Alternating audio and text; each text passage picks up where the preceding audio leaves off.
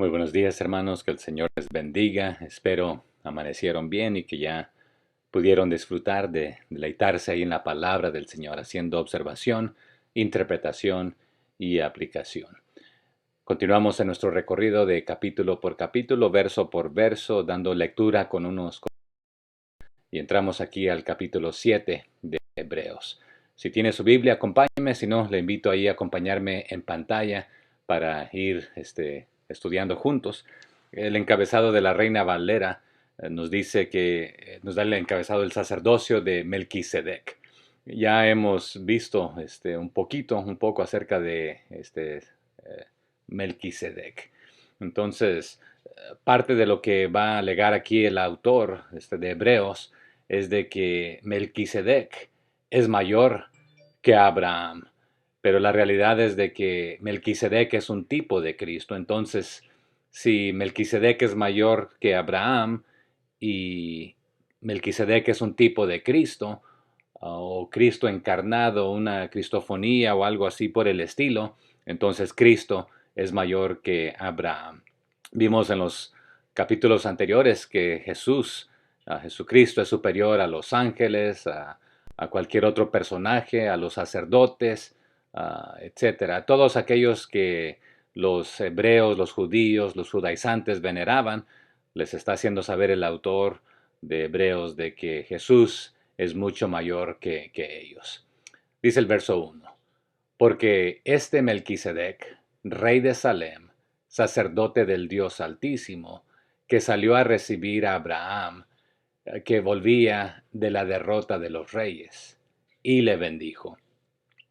Entonces encontramos aquí a Melquisedec, que era un rey de una ciudad que se llamaba Salem, que de ahí otra vez donde obtenemos la raíz ahí es paz. Entonces, ¿cuál es el significado de esto, verdad? Bueno, pasa a ser la ciudad con un fundamento de paz, Jerusalén, más tarde. Pero aquí Melquisedec, rey de esta ciudad Salem, pero también un sacerdote del Dios Altísimo, que cuando Abraham estaba retornando de ganar la guerra, la batalla contra los reyes, ¿qué había pasado? Bueno, esta historia la tenemos allá en el libro de Génesis, y se habían llevado cautivos a su pariente y a todo lo que tenían, pero dice Génesis 14:14 en adelante. Oyó Abraham que su pariente estaba prisionero y armó a sus criados, ¿a quién? Abraham, y los nacidos en su casa, 318 de ellos, y los guió hasta Dan. Y cayó sobre ellos de noche, él y sus siervos, y les atacó, y les fue siguiendo hasta Oba, del norte de Damasco. Y recobró todos los bienes, y también a Lot, a su pariente, y sus bienes, y a las mujeres, y además demás gente. El 17. Cuando volvía de la derrota de Kedorlaomer y de los reyes que con él estaban, salió el rey de Sodomia, a recibirlo al valle de Sabe, que es el valle del rey. Entonces Melquisedec, en el verso 18, rey de Salem, sacerdote del Dios Altísimo, sacó pan y vino, y le bendijo, diciendo, bendito sea Abraham del Dios Altísimo, creador de los cielos y de la tierra. Y bendito sea el Dios Altísimo, que entregó a tus enemigos en tu mano, y le dio a Abraham los diezmos de todo.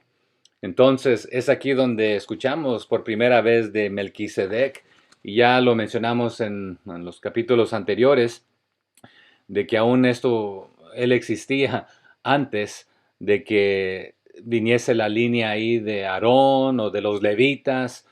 Y aquí está otro detalle muy importante. No encontramos en la Biblia quiénes eran los padres de Melquisedec. Y entonces este tipo de rey de paz o rey de Salem nos va a dar unas definiciones más tarde del significado. no tiene aparentemente descendencia, o de dónde viene su descendencia, dando a entender que es un tipo de Cristo que es eterno, en ambas direcciones, hacia atrás, el presente y el futuro. Entonces, vemos también normalmente, y lo va a explicar en este capítulo, que normalmente el que bendice está en una posición superior al que está siendo bendecido. El que ayuda, normalmente tiene la capacidad de poder ayudar a otros, pero en este caso, Melquisedec es el que bendice aquí a Abraham, y Abraham, que normalmente él y otros coleccionaban, y vemos que más tarde en la ley se coleccionaba el 10% o un porcentaje, es Abraham el que está dando el 10% a Melquisedec. Entonces, nuevamente este cuadro que nos pinta es muy importante. Verso 2.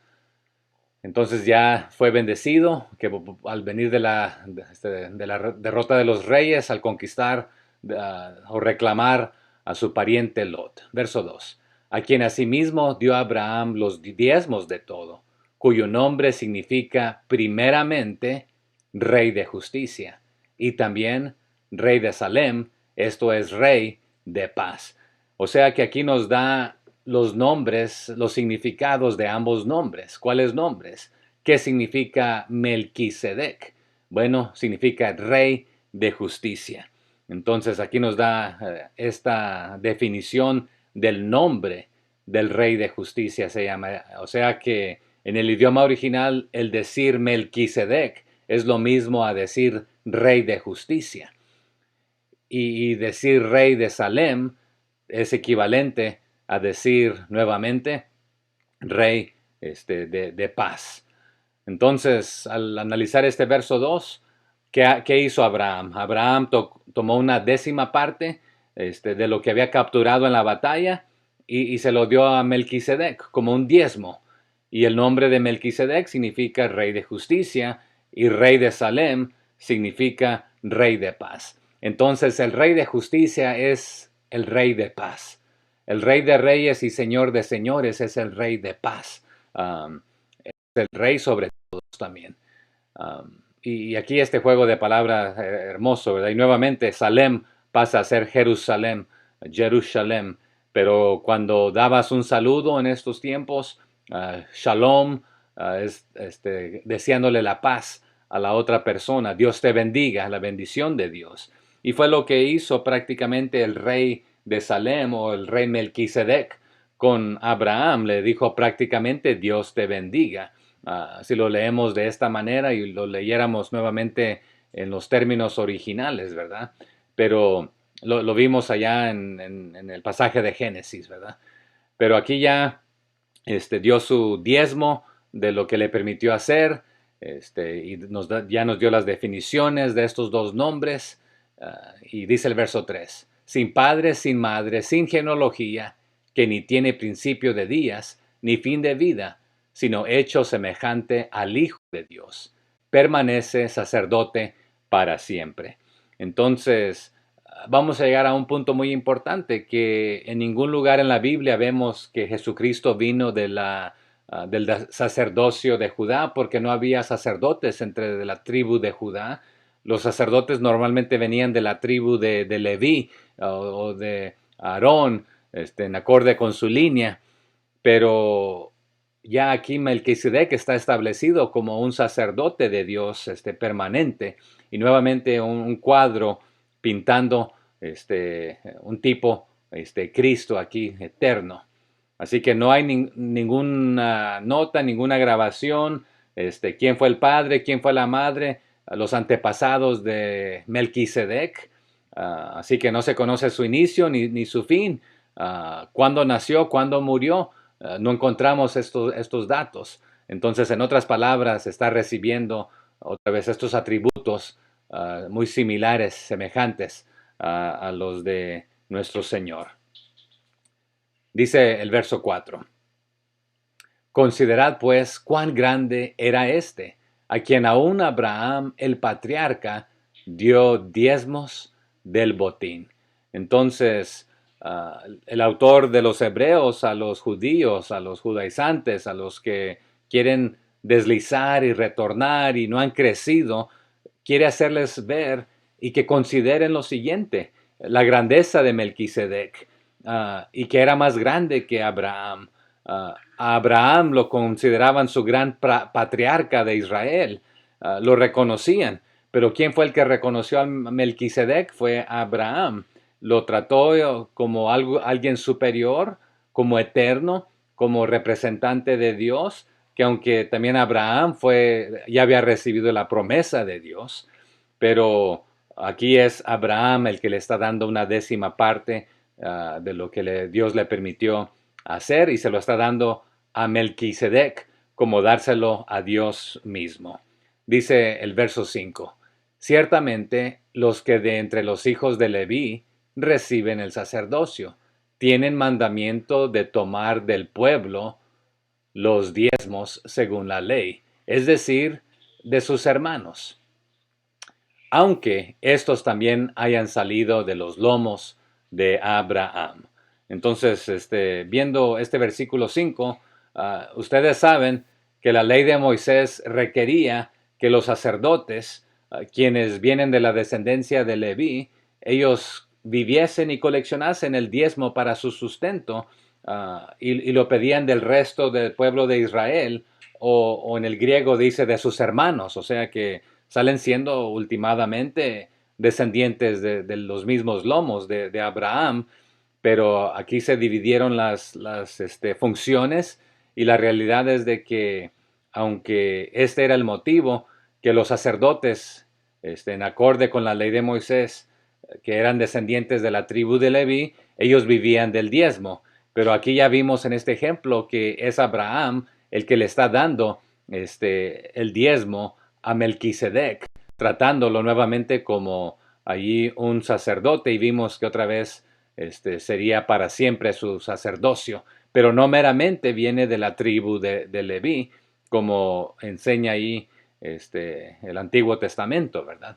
Entonces dice el verso 6: pero aquel cuya genealogía no es contada de entre ellos, tomó de Abraham los diezmos y bendijo al que tenía las promesas. ¿Quién es el que tenía las promesas? Era Abraham, pero es Abraham el que le está dando el diezmo a Melquisedec. Así que sin ninguna pregunta, la persona que tiene el poder para dar la bendición es aquella que es mayor o más grande de la que está recibiendo la bendición. Entonces, Abraham era el de la promesa, pero es el que recibe la bendición, pero Abraham es el que está entregando su diezmo. Entonces, sin ninguna pregunta, sin nada que discutir, o sea que sin discusión alguna, ustedes saben que el menor es bendecido por el mayor, y aquí el mayor fue Melquisedec bendiciendo a Abraham.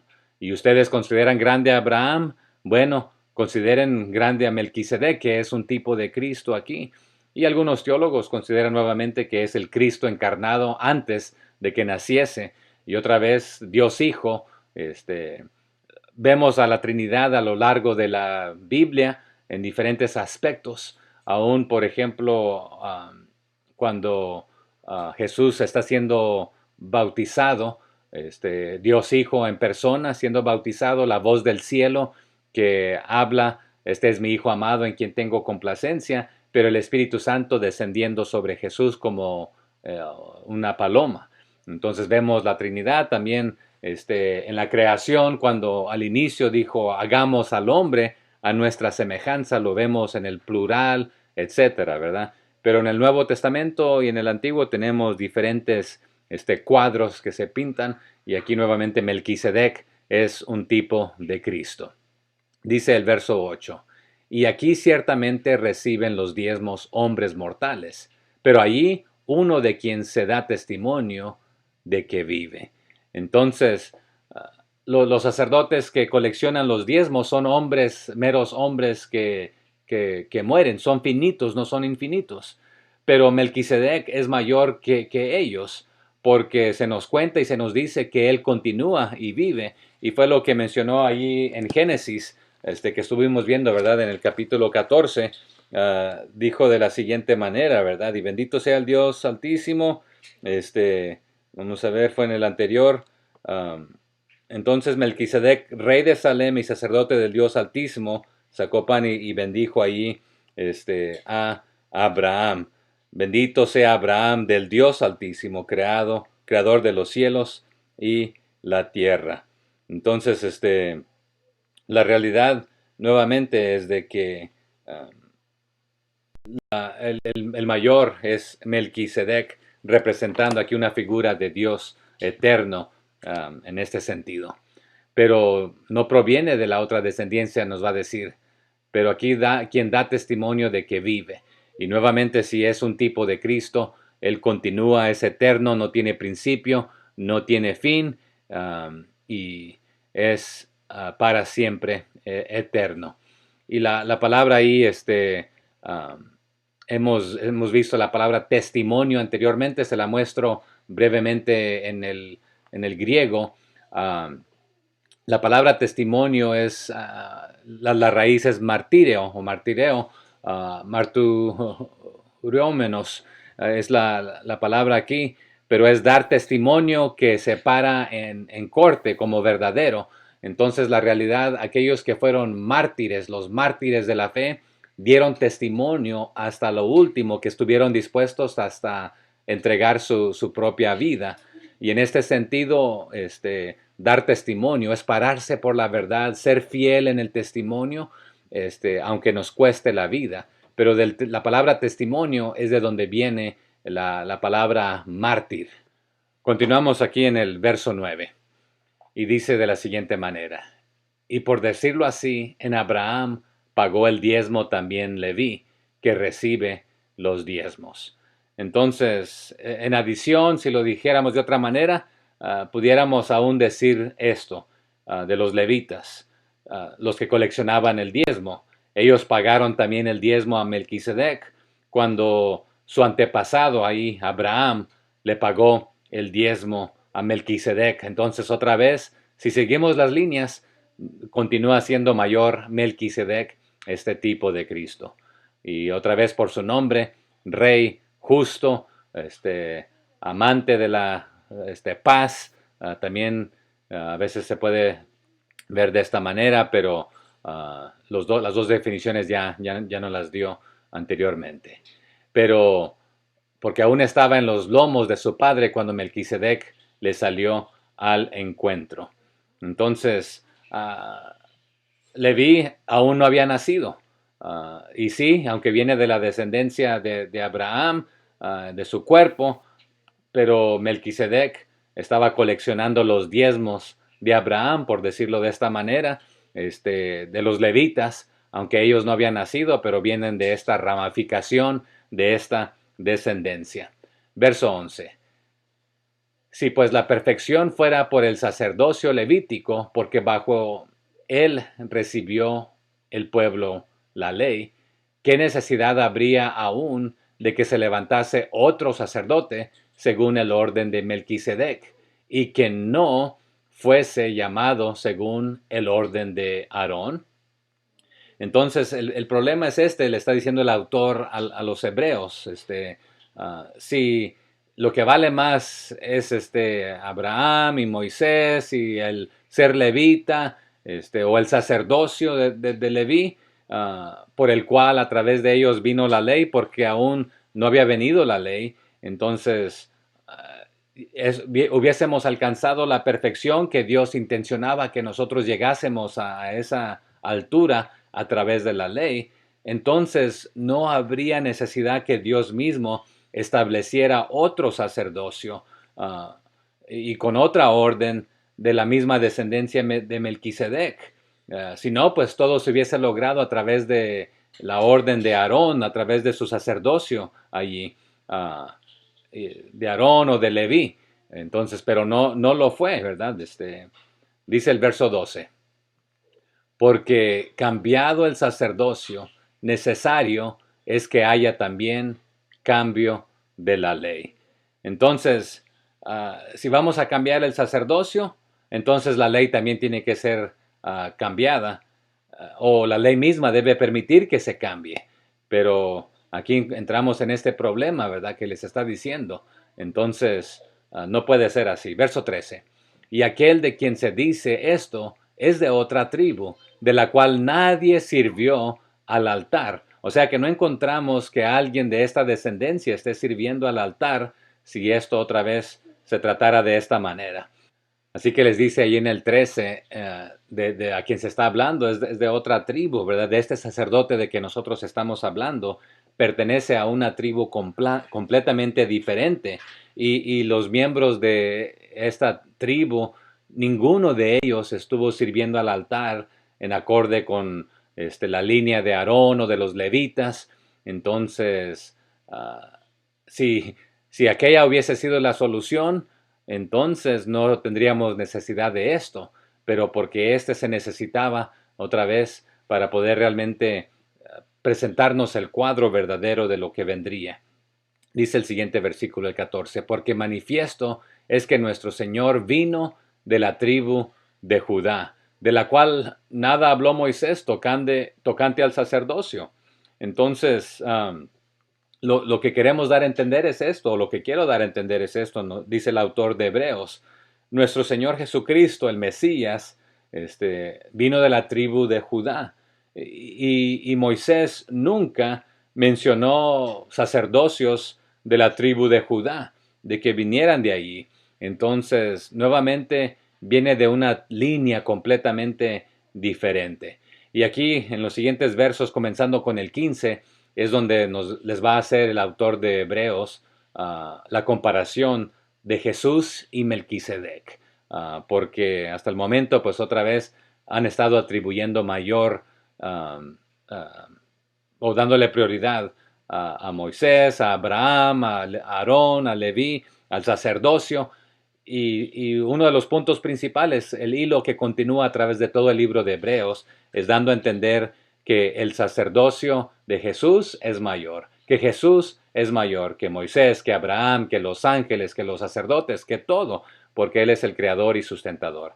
Pero aquí es donde vamos a entrar a la comparación, haciéndoles ver que Jesús es como Melquisedec, no solamente en su nombre, sino en todo aspecto. 15. Y esto es aún más manifiesto. Si a semejanza de Melquisedec se levanta un sacerdote distinto, no constituido conforme a la ley del mandamiento acerca de la descendencia, sino según el poder de una vida indestructible. Entonces, este cambio se ha hecho muy claro, ya que es un sacerdote diferente, alguien que es como Melquisedec, el que ha aparecido, el que ha venido, es indestructible en este aspecto. O sea que no muere, que no tiene fin. Y Jesús se convirtió en este sacerdote, no por meramente llenar los requisitos humanos o físicos por venir de la tribu de Leví, pero por el poder de una vida que no puede ser destruida. Verso 17. Pues se da testimonio de él. Tú eres sacerdote para siempre, según el orden de Melquisedec. Y nuevamente, así como nos lo dijo el salmista, y que cuando profetizó que Jesucristo sería un sacerdote para siempre, en acorde con el orden de Melquisedec. Y este pasaje ya lo vimos anteriormente, lo encontramos en el Salmo 110, verso 4. Juró Jehová y no se arrepentirá. Tú eres sacerdote para siempre, según el orden de Melquisedec. Y será algo que el autor de Hebreos ya nos recalcó allá en Hebreos 5:6, en el 6:20, aquí en el 7:17, y lo veremos una vez más en el 21. Continúa el 18 diciendo lo siguiente. Queda pues abrogado el mandamiento anterior a causa de su debilidad o ineficiencia, pues nada perfeccionó la ley y de la introducción de una mejor esperanza por la cual nos acercamos a Dios. O sea que sí, el requisito viejo o anterior acerca del sacerdocio se hizo a un lado porque era débil y inefectivo, o sea que no era necesario. Ah, no cumplió, no fue útil, fue inútil, por decirlo de esta manera. Y si vemos la palabra en el original da esa idea, este, no funcionó, no sirvió. La palabra es anófeles en la raíz, pero no trajo ningún provecho, fue inútil, no sirve, ah, no trae ganancia eterna en este aspecto. Entonces dice el 20, y esto no fue hecho sin juramento, porque los otros ciertamente sin juramento fueron hechos sacerdotes, pero con el juramento del que le dijo. ¿Y qué le dijo? Juró el Señor y no se arrepentirá. Tú eres sacerdote para siempre. ¿Según cuál orden? Bueno, nuevamente según el orden de Melquisedec. Entonces aquí está el recalco otra vez ya en el mismo capítulo. O sea que este nuevo sistema que fue establecido fue solemne, una promesa solemne. Sí, los sacerdotes, los descendientes de Aarón, se convirtieron sacerdotes bajo una promesa o un juramento, pero hay otro en cuanto a Jesús. ¿Por qué? Porque Dios mismo juró. ¿Qué dijo? Um, Él dijo tomar este juramento. Juró el Señor y no se arrepentirá, no cambia. O sea que Él no rompe sus promesas. ¿Y cuál es su promesa? Eres un sacerdote para siempre. Pero nuevamente, ¿qué clase de sacerdote? Según el orden de Melquisedec. Y ya vimos otra vez que se ha hecho esta comparación entre Cristo y Melquisedec. Verso 22. Por tanto, Jesús es hecho fiador de un mejor pacto. Entonces, por esta promesa, por este pacto, por esta palabra, Jesús es el que puede garantizar un nuevo pacto con Dios, un nuevo acuerdo, porque solamente Él es capaz de hacerlo, porque Él es Dios mismo, Él es Dios Hijo y tiene esa capacidad. Los otros sacerdotes no pueden. Entonces el único que es hecho fiador de este mejor pacto es Jesús mismo, Dios mismo. Y ya vimos que eso es lo que significa pacto. Es tener un acuerdo, pero Dios hacía acuerdos con los hombres y los hombres fallaban, pero dijo Dios, yo voy a cumplir ambos lados, porque tú vas a fallar, voy a cumplir tu lado y voy a cumplir el mío.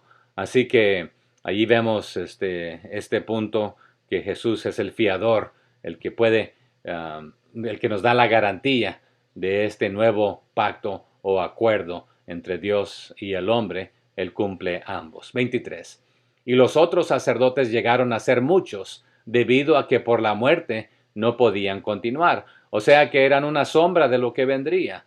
Fueron muchos porque era un sistema antiguo, y este sistema antiguo les prevenía realmente a cada uno permanecer en este oficio, en esta oficina de sacerdotes, porque eran meramente humanos, tenían sus errores también, pero llegaban al fin de su vida que Dios había establecido. Entonces, cada uno de ellos no podía continuar eternamente. Sus cuerpos eran destruidos. Entonces, Jesús es Dios Hijo que permanece para siempre y Él no será destruido. Entonces, y aquí está el 24. Mas por cuanto permanece para siempre, tiene un sacerdocio inmutable. Entonces, este Jesús que vive para siempre, su sacerdocio es eterno porque Él vive para siempre. No es como los otros sacerdotes que tienen que estar cambiando porque murió uno o uno hizo el mal, el otro el bien, etcétera. Él es permanente, el mismo, estable, por todas las edades. Dice el 25 aquí, por lo cual puede también salvar perpetuamente a los que por él se acercan a Dios, viviendo para siempre para interceder por ellos. Entonces, ya que Él es eterno, no muere, también Él tiene esta capacidad de una vez y para siempre salvar o rescatar completamente aquellos que acuden a Dios a través de Él. Y ya que Él vive para siempre, puede interceder por todos ante Dios, de parte de ellos. Interceder por ellos es lo que dice ahí, ¿verdad? El 26. Porque tal sumo sacerdote nos convenía, santo, inocente, sin mancha, apartado de los pecadores y hecho más sublime que los cielos. Entonces, no nos convenía que se quedara el sistema antiguo de los sacerdotes humanos, que aunque tenían un estándar alto, tenían sus fallas, no eran perfectos, morían, etcétera. Entonces, esta clase de sacerdocio a otro nivel, tal sumo sacerdocio nos convenía. ¿Por qué? Porque Él es santo, inocente, o sea, sin mancha. Y aquí inocente lo plantea muy similar a sin mancha, ¿verdad? Con inocencia, sin pecado, sin ser manchado por el pecado. Que aunque últimamente llevó nuestros pecados para lavarnos y justificarnos, purificándonos. Entonces, pero dice que era apartado de los pecadores, apartado del mal, sin pecado y hecho más sublime que los cielos. Entonces fue apartado, santificado también para nosotros los pecadores, para darnos este lugar de honor en el cielo, ya que Él es también es exaltado hasta lo sumo.